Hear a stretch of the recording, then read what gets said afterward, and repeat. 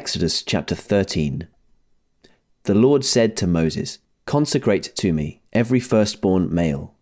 The first offspring of every womb among the Israelites belongs to me, whether human or animal." Then Moses said to the people, "Commemorate this day, the day you came out of Egypt, out of the land of slavery, because the Lord brought you out of it with a mighty hand. Eat nothing containing yeast. Today, in the month of Aviv, you are leaving. When the Lord brings you into the land of the Canaanites, Hittites, Amorites, Hivites, and Jebusites, the land he swore to your ancestors to give you, a land flowing with milk and honey, you are to observe this ceremony in this month. For 7 days eat bread made without yeast, and on the 7th day hold a festival to the Lord. Eat unleavened bread during those 7 days. Nothing with yeast in it is to be seen among you, nor shall any yeast be seen anywhere within your borders. On that day, tell your son, I do this because of what the Lord did for me when I came out of Egypt. This observance will be for you like a sign on your hand and a reminder on your forehead that this law of the Lord is to be on your lips. For the Lord brought you out of Egypt with his mighty hand. You must keep this ordinance at the appointed time year after year. After the Lord brings you into the land of the Canaanites and gives it to you, as he promised on oath to you and your ancestors, you are to give over to the Lord the first offspring of every womb.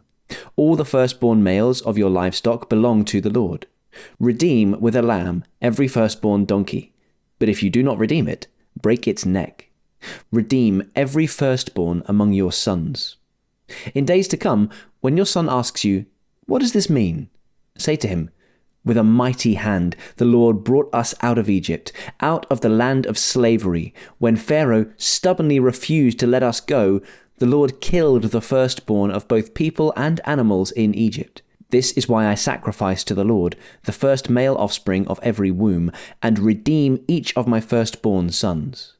And it will be like a sign on your hand and a symbol on your forehead that the Lord brought us out of Egypt with his mighty hand." When Pharaoh let the people go, God did not lead them on the road through the Philistine country, though that was shorter. For God said, if they face war, they might change their minds and return to Egypt. So God led the people around by the desert road towards the Red Sea. The Israelites went up out of Egypt, ready for battle. Moses took the bones of Joseph with him because Joseph had made the Israelites swear an oath. He had said, "God will surely come to your aid, and then you must carry my bones up with you from this place." After leaving Succoth, they camped at Etham on the edge of the desert. By day, the Lord went ahead of them in a pillar of cloud to guide them on their way, and by night in a pillar of fire to give them light, so that they could travel by day or night. Neither the pillar of cloud by day nor the pillar of fire by night left its place in front of the people.